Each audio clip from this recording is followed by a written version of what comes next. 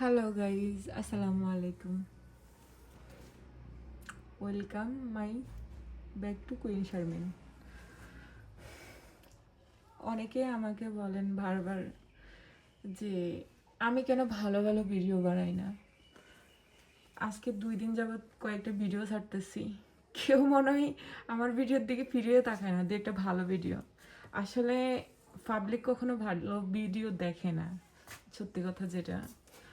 ওই যে একটা ওই ছেলেটার নাম, টিকটকের একটা ছেলের নাম ছিল চুল কালার করে, নামটা জানি ভুলে গেছি ছেলেটা বলছিল আমি একটা সময় অনেক ভালো ভালো ভিডিও বানাইতাম, আমি একজন ইঞ্জিনিয়ার, কেউ আমার ভিডিও দেখতো না। যখন আমি উল্টাপাল্টা পাবলিককে ভিডিও দেওয়া শুরু করছি, যেমন ডান্স, চুল কালার করা, বাজে বাজে দুল পড়া, তখন আমার video million million million view চলে গেছে। তো সেই সাথে বিষয়টা আমার সাথেও সেম ঘটনা ঘটতেছে। সবাই বলে যে আমি কেন এই বগিসগি ভিডিও বানাই। আসলে পাবলিক কখনো ভালো ভিডিও দেখে না। আমি কেন এগুলো কি ভিডিও বানাই, কোয়ালিটি আরও ভালো হয় না কেন, এই সমস্যা ওই সমস্যা। যাই হোক, সবার মন্তব্য থেকে সবাই বলতেই পারে, কারণ যেহেতু এটা সোশ্যাল মিডিয়া, আমার একা না। তো আপনারা বলতেই পারেন। তো আমি এখন 2-1 দিন দেখতেছি ভালো কয়টা ভিডিও বানাচ্ছি, যাই বানাচ্ছি সবাই বানাচ্ছে যেমন তেমন আমিও বানাচ্ছি। এখন দেখতেছি আমার ভিডিওর মধ্যে রিচ তো দূরের কথা, ঠিকঠাক মতো কেউ দেখেই না।